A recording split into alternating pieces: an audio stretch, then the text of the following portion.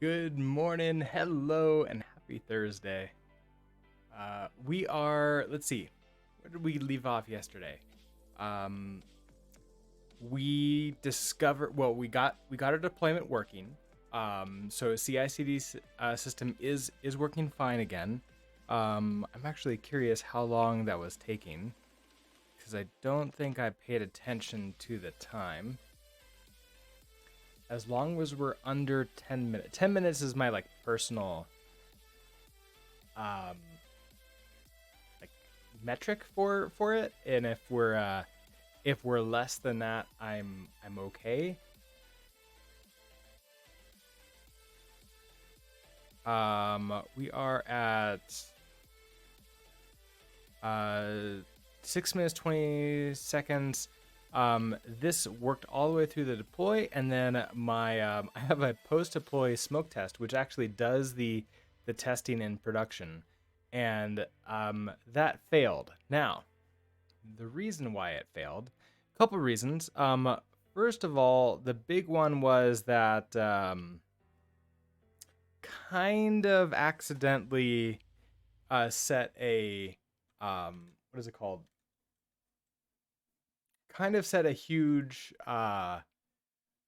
caching on index.html. And so I was trying to cache all the files other than index.html and cached everything for a month. So I busted the cache for index.html, and bam, it was fine again. Sitsu, hello. Good morning.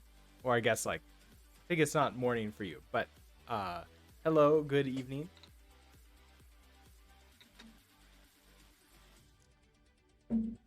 Let's see. So to bust the cache, we actually probably want to change something in our Pulumi deployment here. So for CloudFront, right, this is what we want to do. So we want an ordered cache behavior, which is going to set the behavior for index.html. That's the idea for this, at least. So allowed methods. This is gonna be get.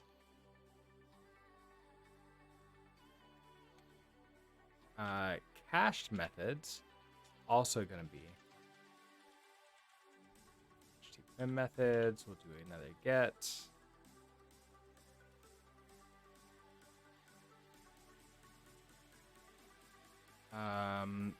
Path pattern. Okay, so the pattern, for example, images that specifies which request you want this cache behavior to apply to. So in this very specific case, I want index.html.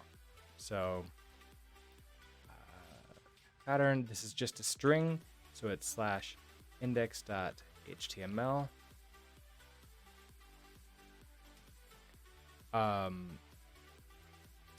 Target origin ID, the value of ID for the origin that you want CloudFront to route to. Okay, so that's this same origin ID here. Origin ID. Viewer protocol policy. Use this element to specify. We're doing this redirect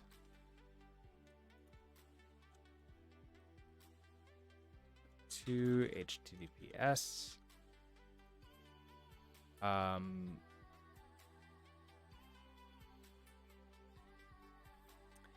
Cache policy ID. The unique identifier of the cache policy that's attached to the cache behavior. I don't have one. Compress. Whether or not you want CloudFront to automatically compress content for web requests that include. Yes, I want compress true when possible. Default time to live. Is the default amount of time in seconds that an object is in a CloudFront cache before CloudFront forwards another request in the absence. Okay, so default time to live for this one. Is this it? They said it's in seconds, right? So, I essentially want this to be like 0, no time. Always get index.html from S3.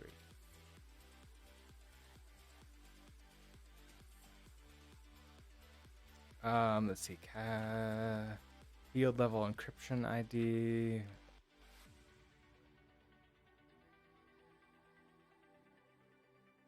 For these, okay, so this is probably the same as you.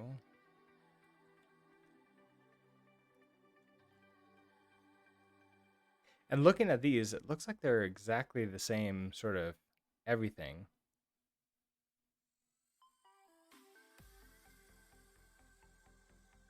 I wonder if I just want to copy all of you. And the only real difference here is the path pattern. So hold on, let me do this. So I want key methods dot get.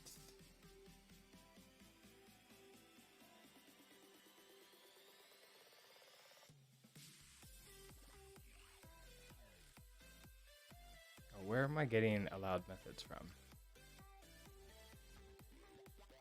Oh, because that's coming in. Right. Okay. So I should just do allowed methods.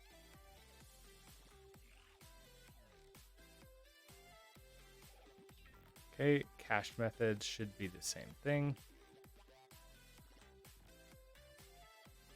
Target origin ID is there. Beautiful. Okay. That. All of this stuff. Okay. So default TTL. I want this to be like no time. So let's actually add in. So we have 1 hour, 1 day, 1 week, 1 month. Let's do like none. Like none will be 0.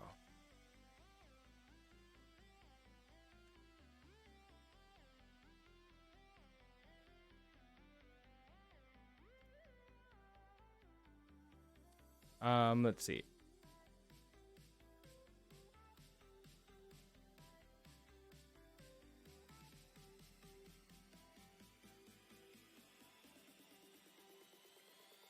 Minimum TTL, max TTL. Okay, so this would be times dot none, times dot none. So just no TTL, whatever. Max and min are the same thing. Forwarded values for that, query string false. Okay, so we got you. And then our path pattern is going to be index HTML. And then everything else should.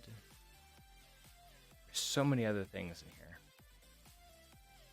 But I don't think we really have to care about the rest of these.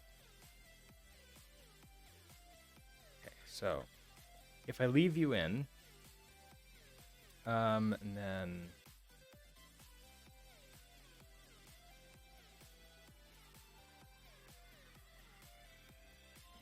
let's deploy this.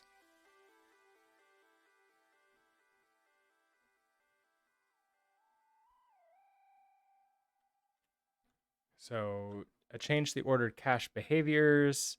Oh, it must include, must be head get options. Okay, so apparently I do need to do this thing.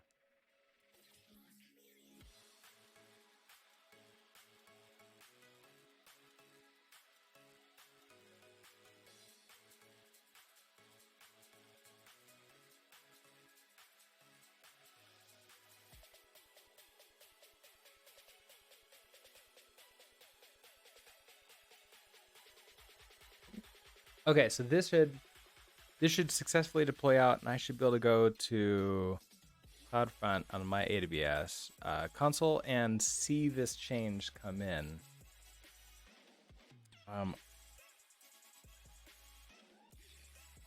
Yeah, okay, I can see the deploying state right now. This takes a little while sometimes for it to take effect.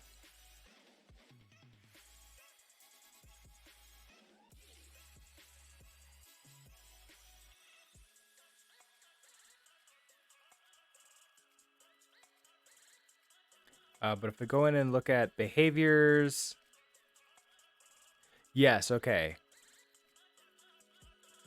Indexed HTML is above default.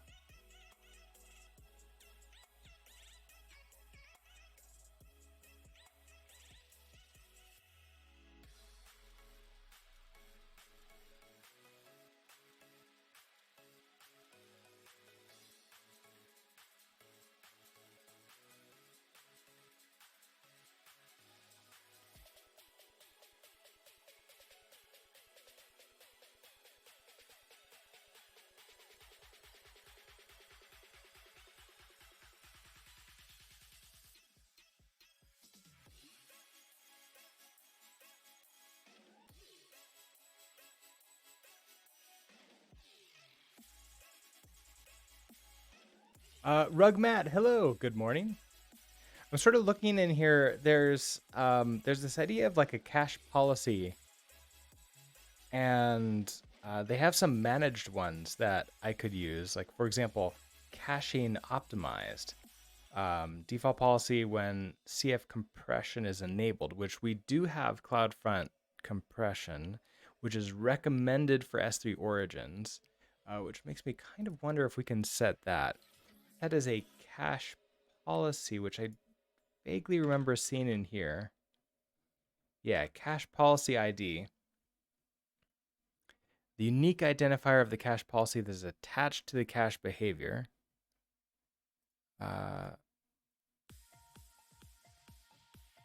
Where is that set?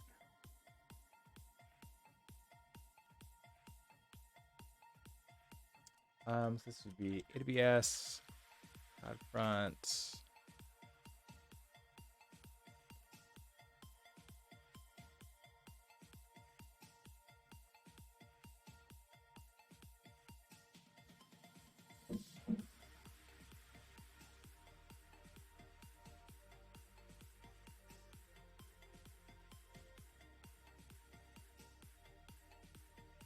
Okay, so the caching optimized. Oh, and here is the ID. So I can set this in a Pulumi config.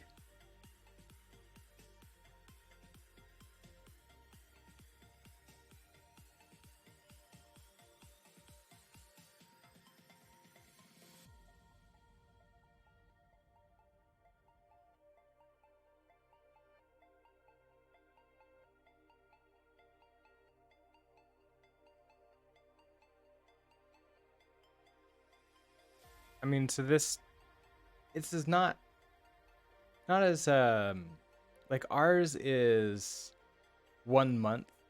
Theirs is like 365 days for the maximum, and the default is 24 hours.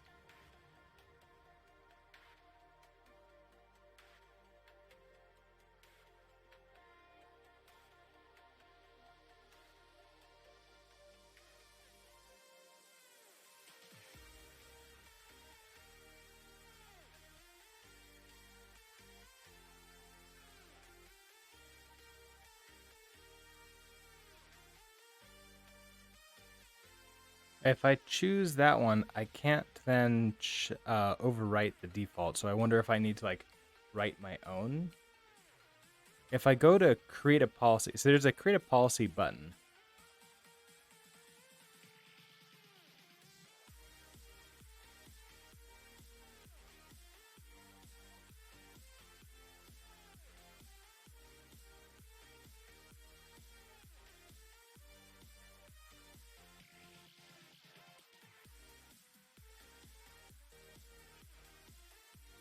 Oh, because then I can do, okay, so if I could create a cache policy and then include all query strings except, and then that could be my slash index to HTML. I kind of like that idea. The question is, do I want to create that in the console, or do I want to try to have Pulumi create that? So if I were to have Pulumi create this, also, you worked, you finished, okay. Let's see, can I create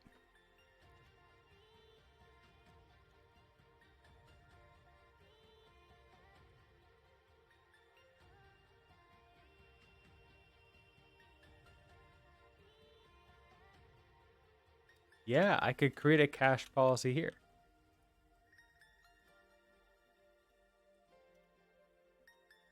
All right, so what I've been doing for this is creating an interface right above it, just so that I can pass in a single object with everything and sort of either destructure out or just access off of that.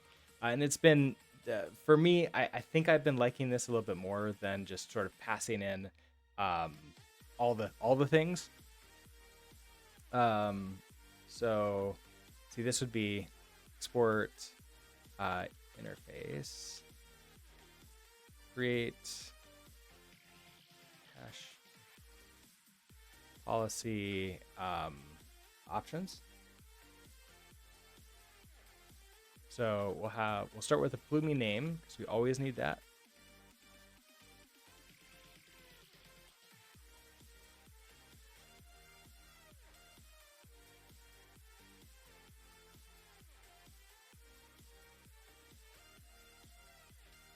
Okay, so what's next?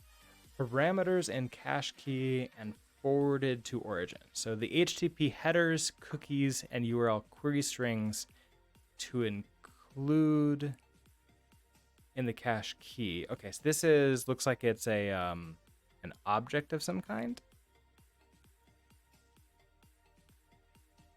So we'll have cookies config, object that determines whether any cookies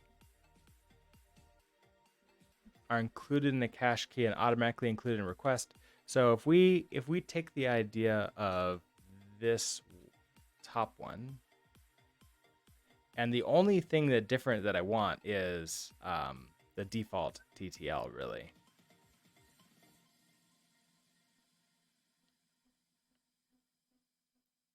Cookies included in the cache key, none. Okay, so I want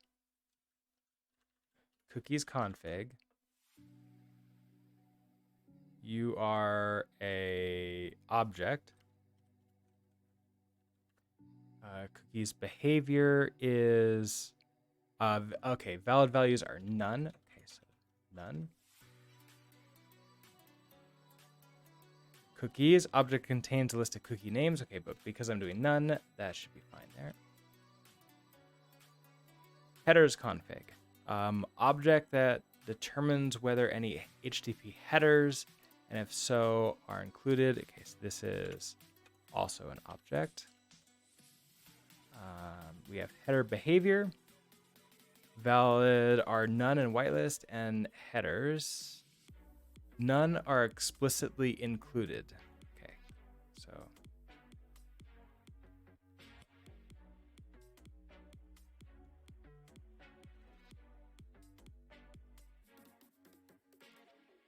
query strings config, object that determines whether any URL query strings in viewer requests, and if so, which query strings are included in the cache key and automatically included in requests that CloudFront sends to the origin.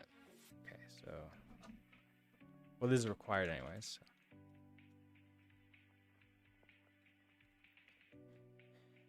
Okay, determines whether any URL query strings and viewer requests are included in the cache key and automatically included in requests that CloudFront sends to the origin. Okay, so yes, I want index.html to be always included to S3. So any URL query strings and viewer requests are included in the cache key and automatically included in request.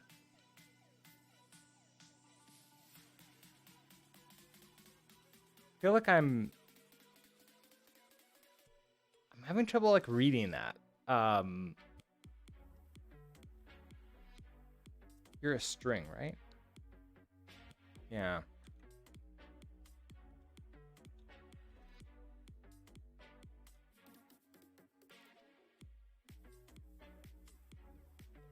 Okay, so query string behavior. Let's come and see. Query strings including the cache key.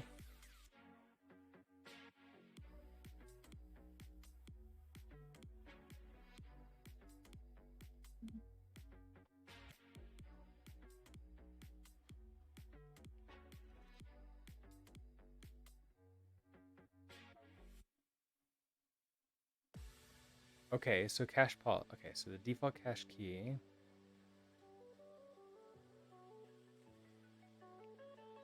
The default cache key. So by default, the cache key for a CloudFront distribution includes the following information: the domain name of it, the URL path of the requested object, for example, something.html.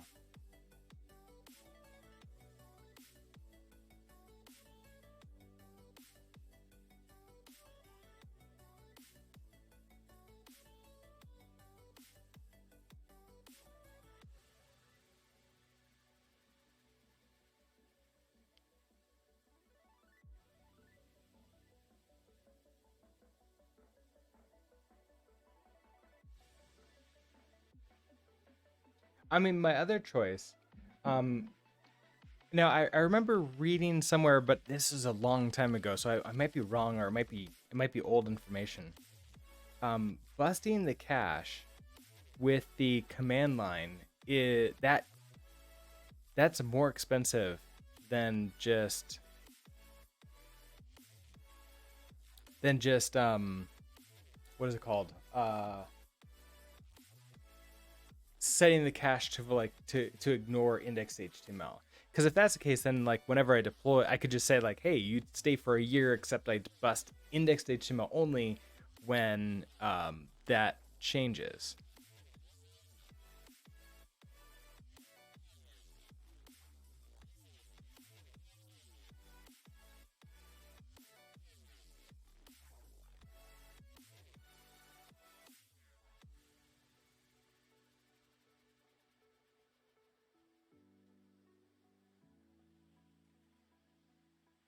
Use an origin request policy to include these values in origin request, but not include them in the cache key. I think I want this for indexed HTML. See, do you have more information about cache busting?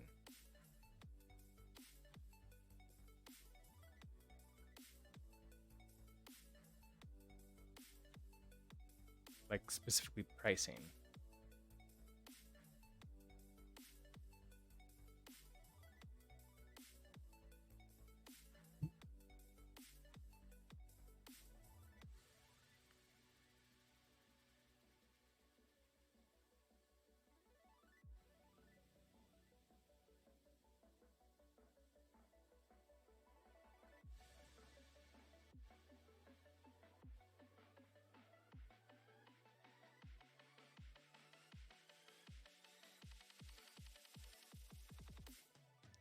Not helpful.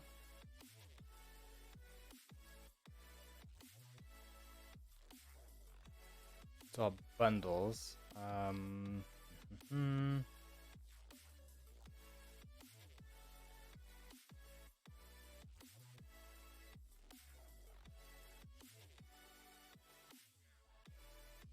let's try another Google search. So if I do AWS, CloudFront,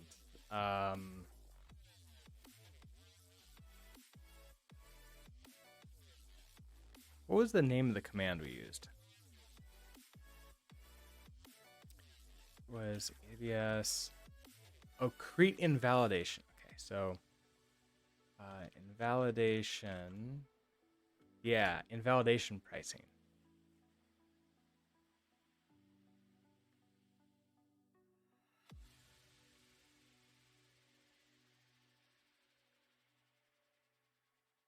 If you need to remove a file from CloudFront Edge caches before it expires, you can do one of the following. Invalidate the file from Edge caches. The next time a viewer requests the file, the CloudFront returns. Okay, so that's right.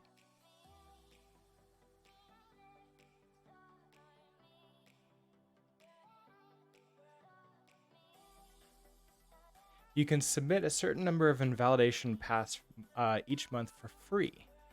If you submit more than the allotted number of invalidation paths in a month, you pay a fee for each additional invalidation path that you submit. For more information, paying for file invalidation.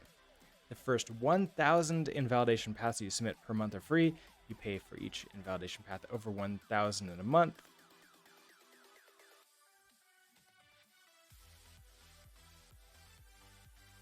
Okay, so even when that includes a star, but that's fine.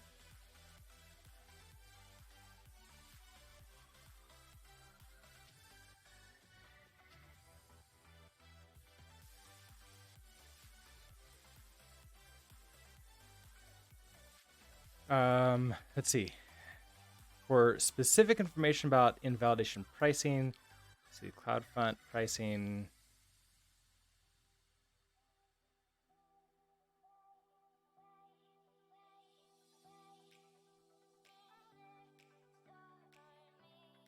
Okay, so this is what we looked at initially, but now we're going to look for invalidation.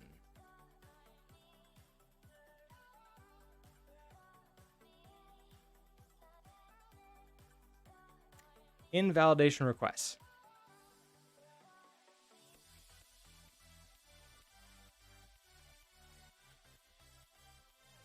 A 0.005 cent, no, $0.005 per path requested for invalidation. Okay, so that's not too bad right now.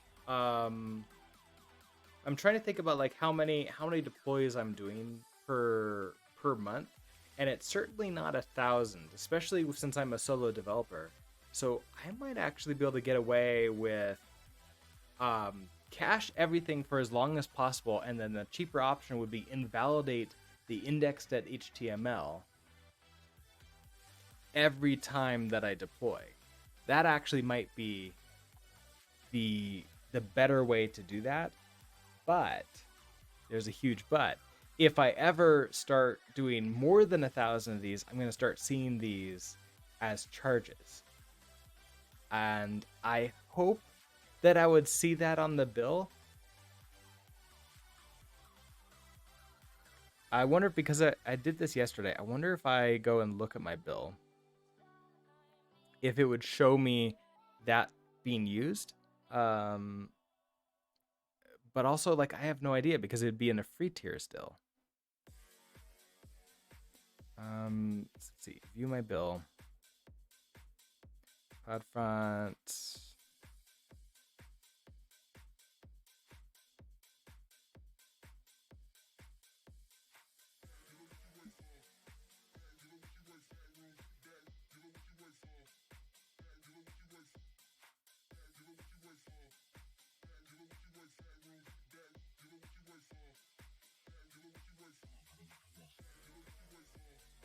I just see the requests. I'm not seeing, okay, maybe global. Oh, okay, here we go. Amazon CloudFront invalidations. I did one URL, and I have the first 1,000, so it's free. Okay, because I can actually keep track of this and actually see this creep up and get closer and closer, I think the best bet will be to do a cache invalidation after deploy. So let's undo all this. I actually I do like the idea though of let's switch this out to, like, we have 1 month. I want 1 year. Actually gonna start doing this as just year, like that.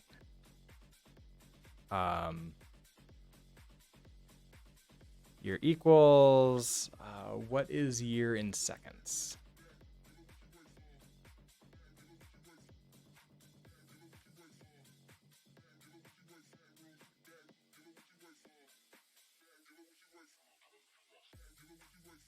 Okay, so back to you. I want to undo everything that we've been doing here today.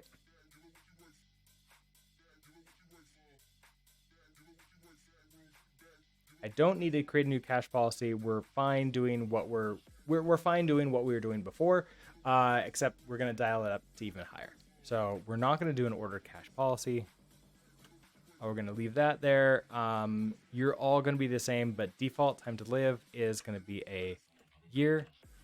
So minimum time to live is 0. So if the header requests 0 cache, then it will like bust it and go get that. But the browser won't always do that. But, nope. Year. Max is a year though. Okay, so I want, these are all fine.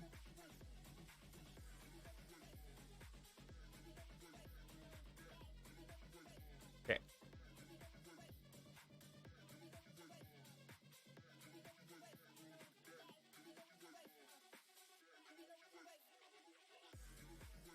I need to use this though. Okay, so I need my distribution ID. I'm gonna do a GitHub secret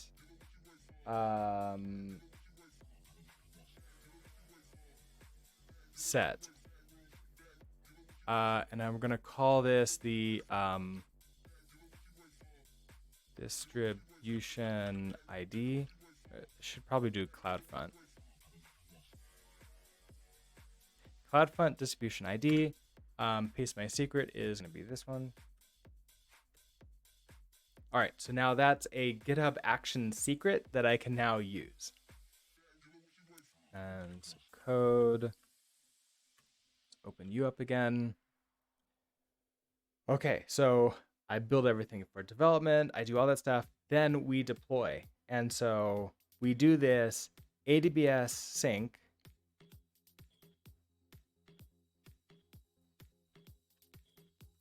And then immediately after it, we're going to do name. This is going to be bust the index.html hash run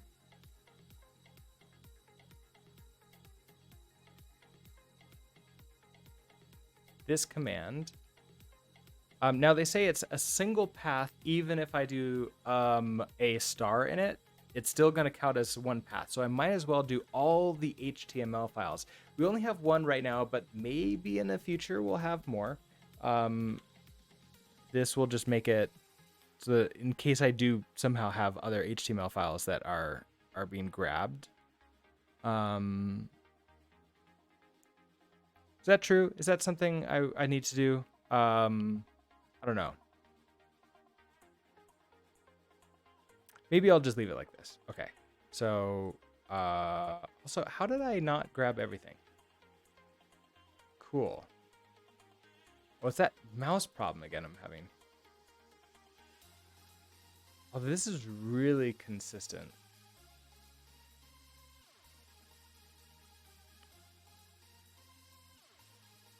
Okay. So AWS CloudFront, create and validation, distribution ID. You go away, and then you become this. How does that work? It's secrets dot, and then this one. Mouse problem, cue the cat. I know. We got to get Zilby in here to fix my to fix the mouse. Although cats don't fix mice, they just make it so you have to buy a new one. Okay, so if I do that, after a deploy, we're going to bust the cache, and it's going to use this. So in the case that I need a different CloudFront distribution ID in the future, I just set that as a variable, and we're good to go. And then right now we're only caring about indexed HTML. And then we can just change this in the future if we have other routes that like make sense for us to. Okay, so is there anything else we want to set up here?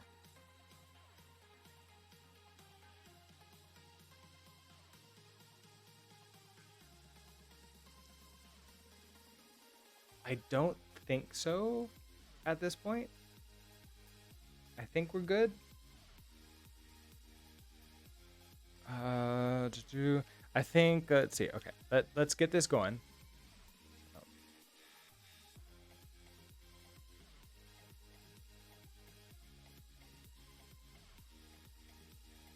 So untracked is my dist test.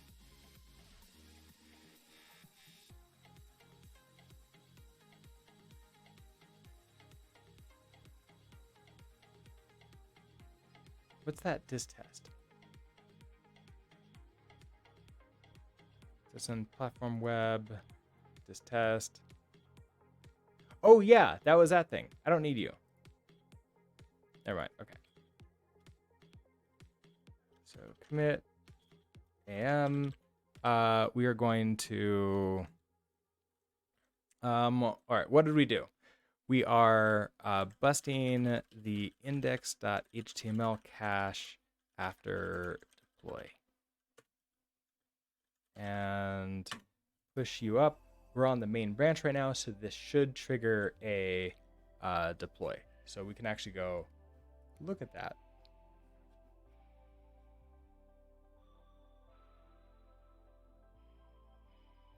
So this is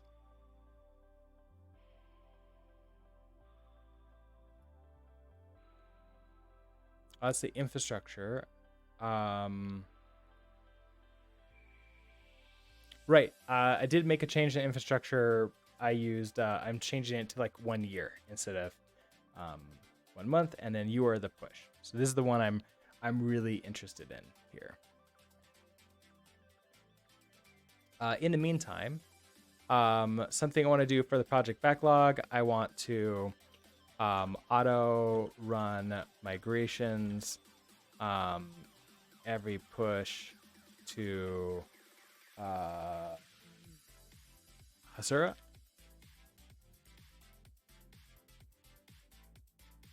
And I also want to turn off the console, the Hasura console. Which is very easy to do. I just need to remember to do that. So that's my reminder at the end of the project that we'll be done with the console, and we won't need that anymore. And so I can just go ahead and turn it off. All right, then. Now testing wise, you're gonna be upset in here because I'm testing for what? Let's go look at the code.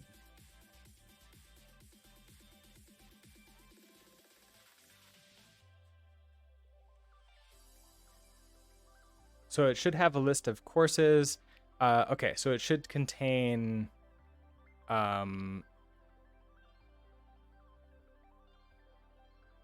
okay, so you should get card title. Okay, so let's actually go take a look at what we have right now.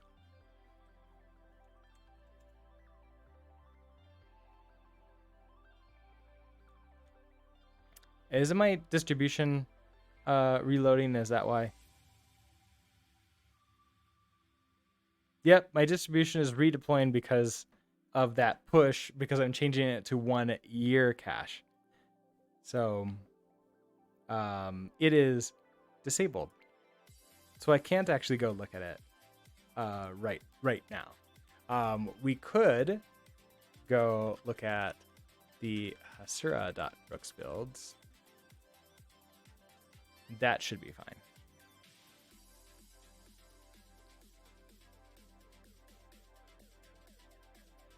Oh wait, I keep on forgetting. I don't have HTTPS forwarding on it, so I have to specify it.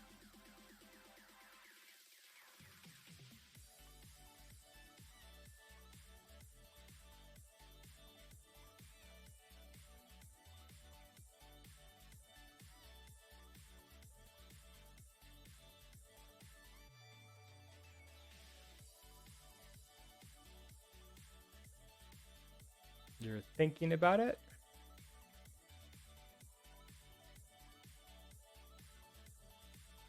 Maybe?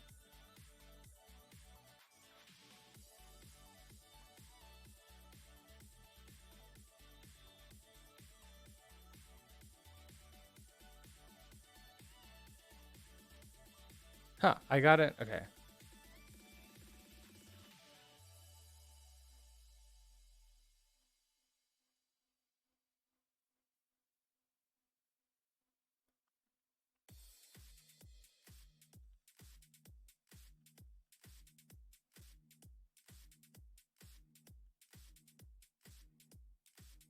Oh, strange. Okay, I got into it just fine, no problem in my other browser. This browser is having a little bit of trouble. I don't understand. I must have some. Hold on. Let me go in and delete my cookies for Hasura. Delete all of those. No data present.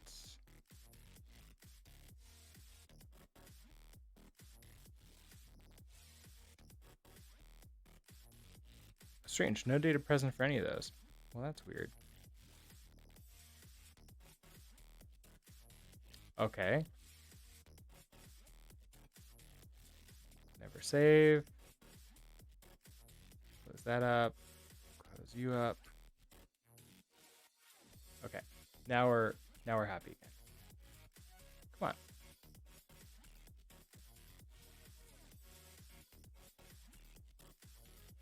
There we go. I've always wondered because like I like this mouse. It's been my favorite mouse so far, and it's not that old. I'm gonna say it's like 3 years old or so. Sort of like feel that mice should last a lot longer than that. But I've never taken a mouse apart to like debug the buttons to see whether or not like something is going on. I don't even know how to take the mouse button off without destroying it.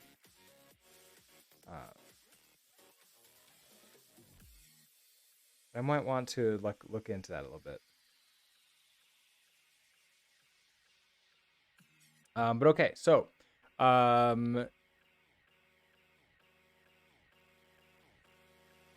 here you are. Okay, so I actually want not to have any.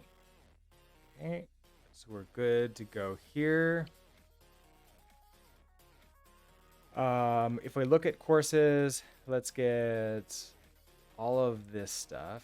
Just want courses, get me the access level, the tag name, description, playlist URI, and title. And so we can see here we have a single course. It's public. The tag, we have two tags, Rust and Yew. And I think that is, see, so get card title, improve your skills by making an ECS library in Rust.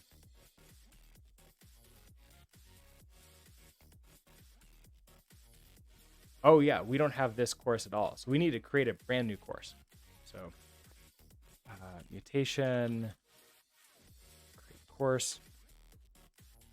This is, oh, I don't.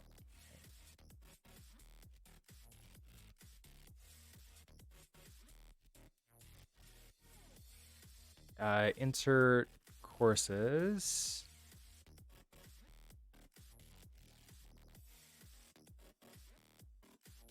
Okay, so this is going to be objects. Now this can be an array, or we can just do a single one and it's fine. So we have access level. This is going to be public, I believe. So public. Course tags. This is going to be Rust. Okay, so I need the ID on here. So it's going to be 1. So course tags. Tag ID is 1. I don't believe that there's Rust. I think it's just 1. Description. Okay, so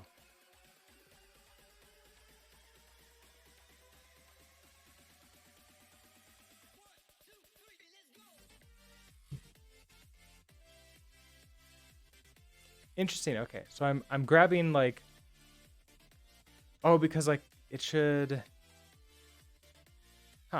get the card title. Oh, because there's two of them. So we should be able to find this one in here. So it doesn't care. It doesn't care what the card description is here. All right, well, we can just write our own. So this is improve our skills in Rust by building a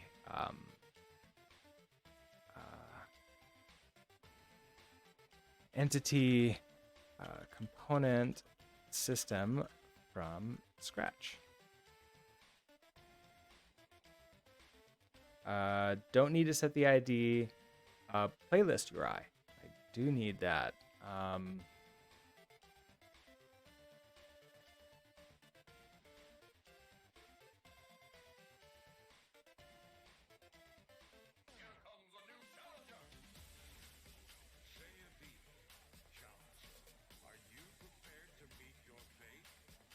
Okay, there's that. And then title is going to be this thing.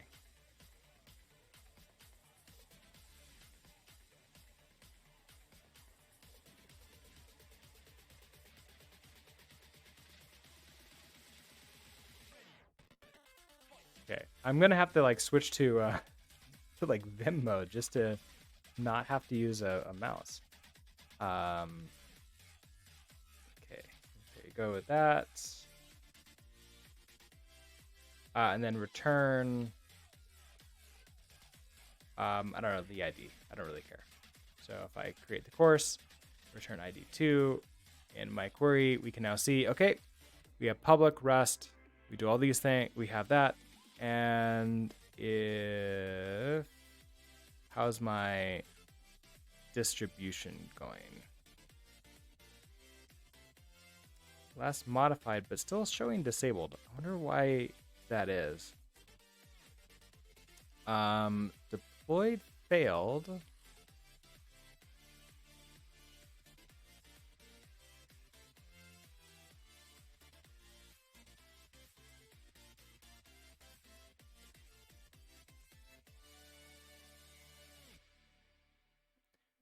What? Botocore? AWS request, object, at that, process. Okay, so that doesn't give me any information.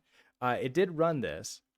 I wonder if it's because like this marked itself as disabled. So if I click enable,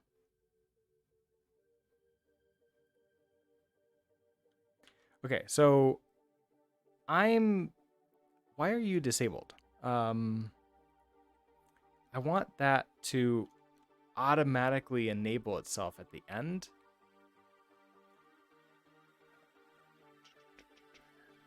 Okay, so Lumi, CloudFront, auto, and I guess like enable.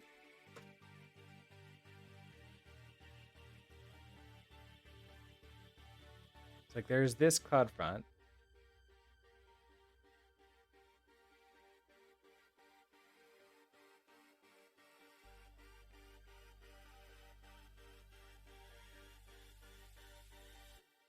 So when I create this, now something I noticed, they have,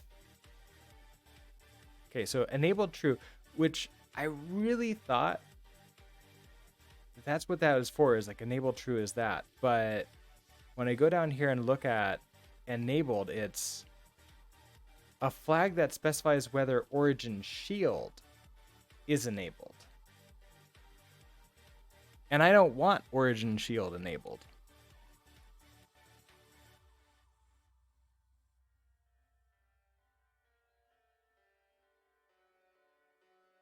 Is there anything else in here for shield?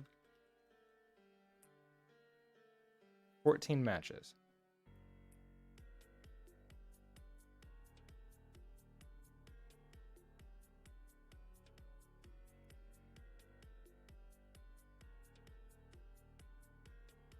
Now that's interesting. They have a special origin shield configuration section with that. Okay. I wonder if it's a bug in their documentation. So if we do enabled true,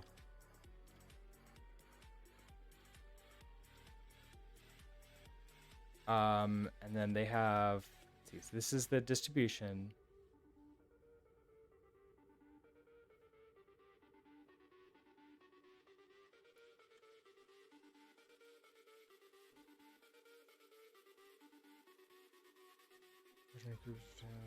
Oh, not one of those. Where did I see that?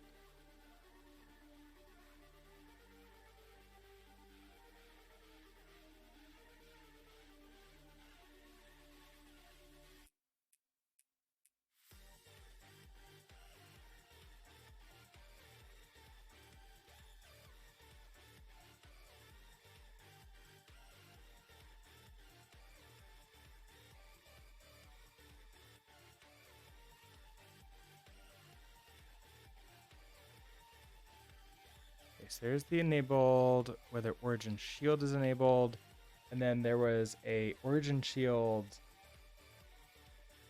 configuration somewhere. Maybe it was in here.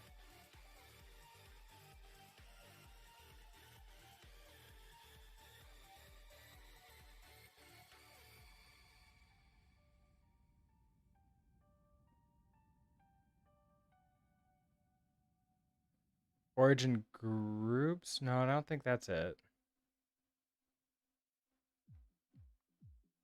Okay, under supporting types, there's the default cache behaviors.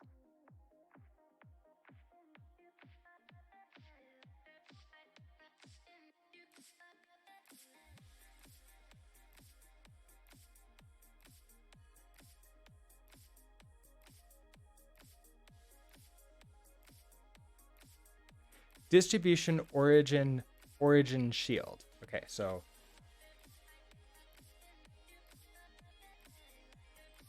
this is for origin shield in here, which is distribution origin. Okay, so under distribution origin,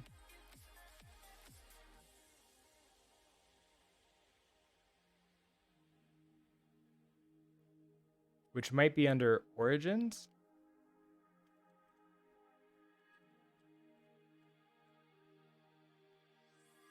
Origin shield enabled false. Let's just very explicitly set that. Origin shield region. The AWS region for origin shield, to specify a region, use the region code, not the region name. For example, specify region. US East 2. That for example. Okay. So I want you like enabled false. I have to set you like that. That feels strange. Okay. If I just do this, I'm really curious. Commit am.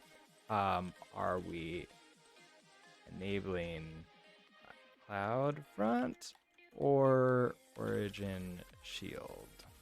I don't want to enable origin shield because origin shield is expensive. Or rather, expensive might be the wrong word. Origin shield costs money. It is certainly worth it if you're to the point where you're getting like lots of traffic and you want to protect yourself from all sorts of shenanigans that, you know, having lots of traffic really sort of like gets you into. Like, so like if I don't know, if my site got shared with like a lot of people on Reddit, then probably a good idea to start turning on Origin Shield because it'll protect me from like a lot of basic things that would, like, you know, happens when you get a lot of eyes on your site. But until then, no reason for me to pay that money. And pretty much you're all the ones that would be going to it, and you all see when I destroy it and take the site down. So it's all fun. It's all good. Okay, so yeah, okay, so that the status is now enabled and last modified deploying. I wonder if this is a bug. So let me go find Origin Shield inside of their let's see, Origin Shield region is not set. If I edit you,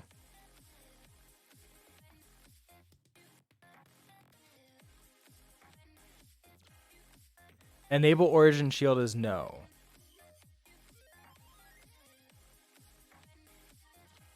I think that that's a bug in Pulumi. So, okay, under general,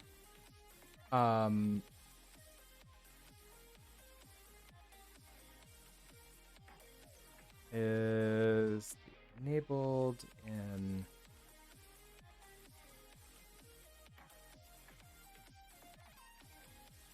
okay, I'm sending a Slack message out to the Pulumi community right now just to sort of see, just to verify if that's true. So is enabled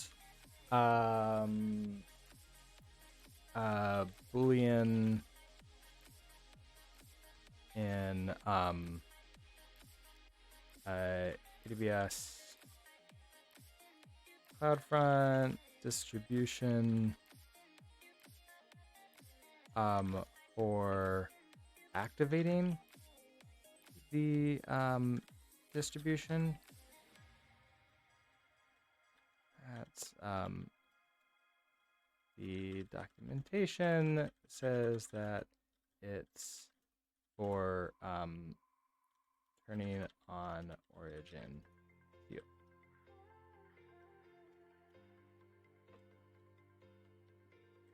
And then I need a link to this documentation.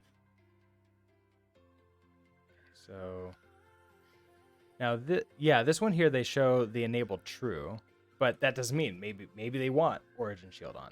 So I want enabled Node.js. Okay, so I want this URL and like that.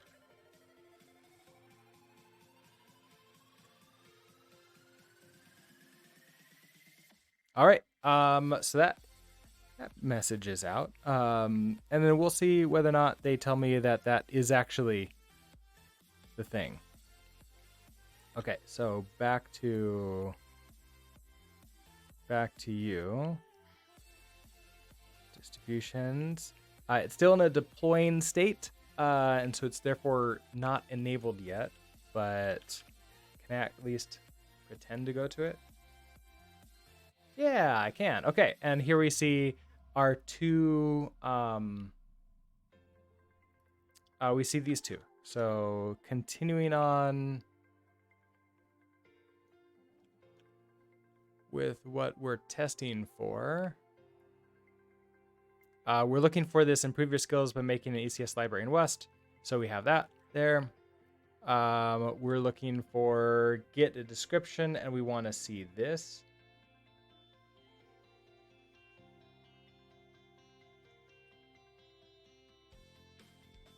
Which I do not see. Okay, so I need to make a change to that. So learn the basics of Yew.rs. So this is an update for Yew. What did I put? This is...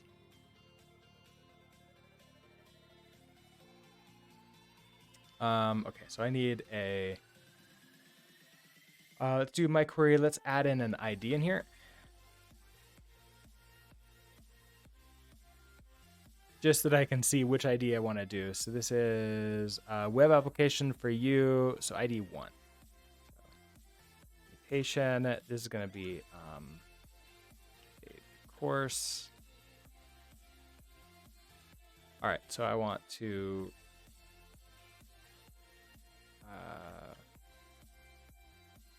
update courses. Update courses by primary key. I want to increments the numeric. No, set, oh, primary key columns.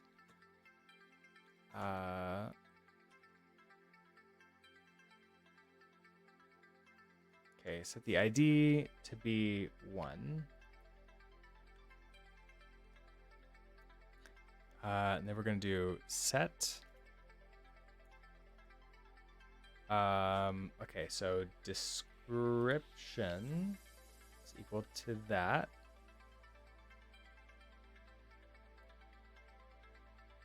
And that's the only thing I care about right now, and we'll turn the ID. So update the course. We'll come back to here, hit refresh, and there we go. Learn the basics of Yew.rs. Okay, so we get the icon Rust, and we should have 2 at the very least. We do have, I think it should have 3. Get the first public button, and it should have watch it now. Okay, that's good. And it should have attribute href. Okay, excellent. And my CloudFront distribution did get pushed out. So this is the latest. Okay, what's more? Actions. Everything worked. So infrastructure was fine. And you, no. Hold on. That's infrastructure again. Infrastructure. Oh, I guess I didn't change anything on the web side, so it didn't do it.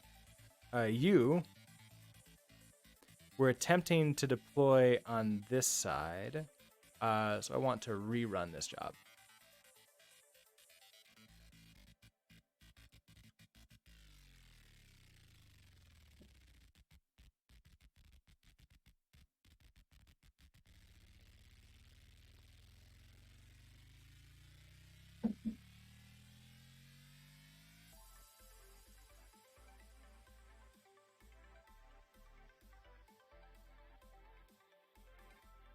And this should be fine and should be happy, and it's going to sync the files. No, it doesn't. What happened? The bust HTML cache, that failed.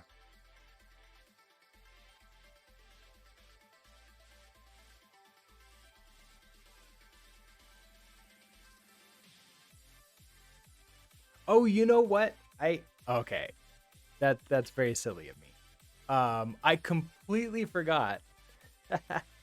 I completely forgot that I need environment variables to make it so that way I can actually do this. So I need a default region, I need my secret access key, and I need my access key here to do the thing. Otherwise, yeah, it's it doesn't have permission to do it.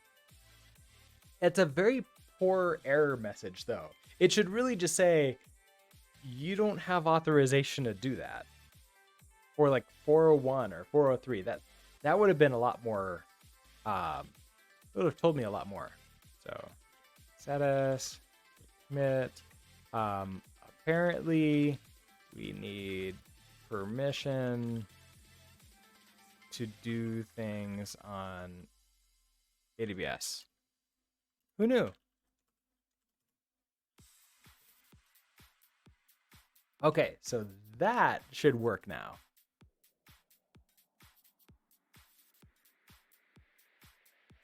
All right, so this will be another 5 minutes or so before it's done. The CloudFront distribution will not be updated. We have no new real code to sort of look at. So we should see the deploy work, and then we should also see the post-deploy smoke test work, which is, okay, that's awesome. And then as soon as we got that working, this ticket is going to be done, which means that we can also sort of work on this one too, which is, as a logged out viewer, I want to watch a course that's available to me. So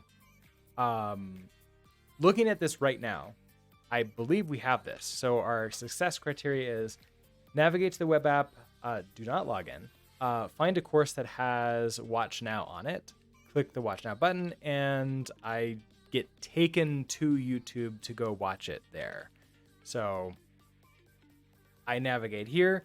I find a course. So, hey, Introduction to Yew.rs. That seems pretty awesome. I want to learn that. It says watch it now. Let's click it. And here I'm taken to the playlist. And so I can now click watch all, or I guess just go watch one of them. So that seems to be working just fine.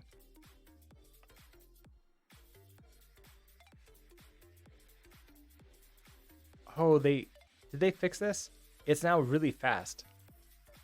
Clicking on things. It used to be forever. Like I would click a checkbox and have to wait like 5 seconds before clicking it again. All right, so you are done. You are the last. Still need this to be done before that. Okay, so this is going to be the next thing. As a logged in viewer, I want to watch a course that hasn't been released yet. So this is going to be a private course. So for example, we're going to do, when I do Axum, I want only people who are logged in to be able to watch this sort of like the preview before it happens. And then this will allow me to basically have like a reason, like, hey, come here to like watch videos on YouTube that are sort of like, they're not private, but they're, what is they unlisted. They're the unlisted videos.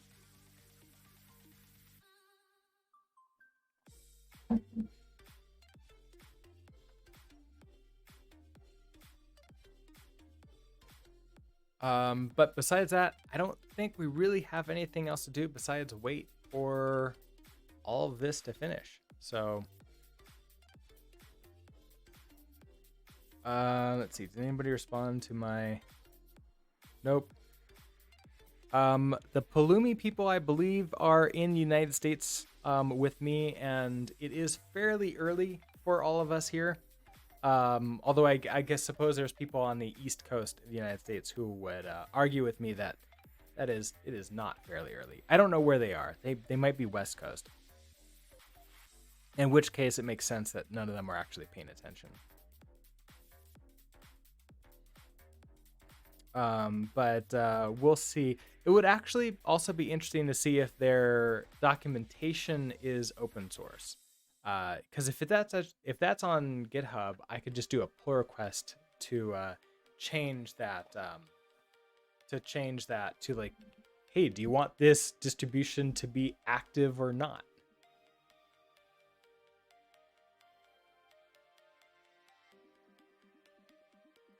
And I suppose just to double check it again, my origin ID. Enable origin shield is no. Okay. So yeah, that didn't like get magically turned on by that.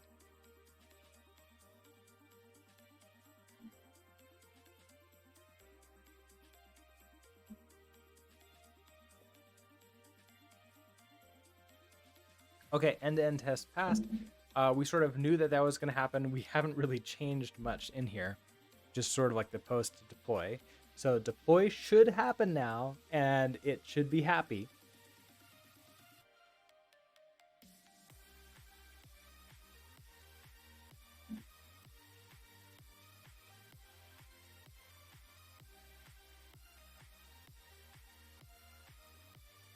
Excellent. Okay, which means that the cache bust also happened. Let's go and take a look at that. So bust the cache. There it goes, and cache busted for indexed HTML. Excellent. Okay.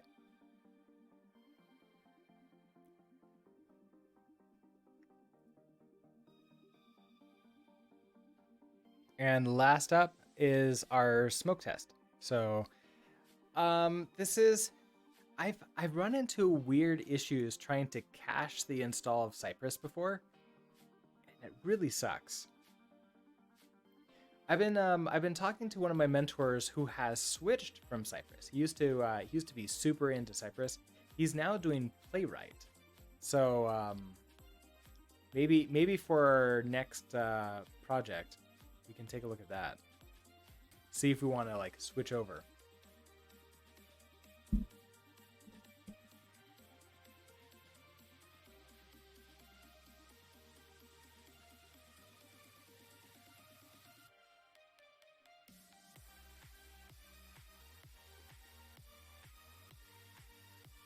Okay, so far, okay. It looks like it's passing all the tests. I'm running the exact same tests that I have in sort of like dev mode for end-to-end as on the production. Right now, that's been okay because none of them are mutation tests. So I'm not doing anything like creating a new course and doing all that stuff. It's more of just like, hey, let's just see, like, do I have these things? Is it good? Okay, so everything works here. We're all good to go, which means let's see. So just like final check. We can load the home page. Wait, no, this is the one. This is the one I want to look at. As a viewer, I want to see what courses I can take.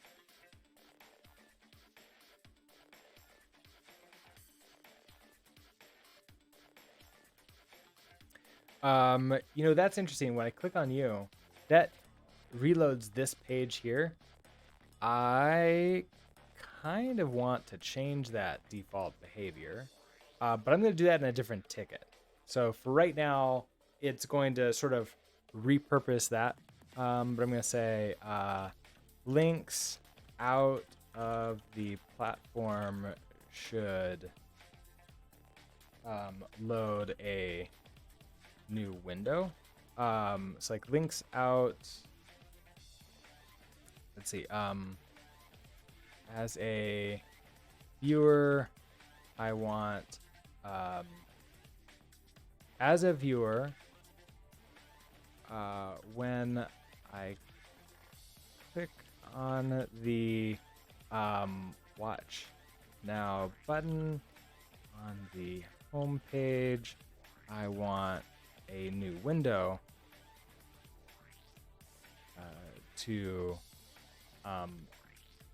I want a new window to open where I can view the course.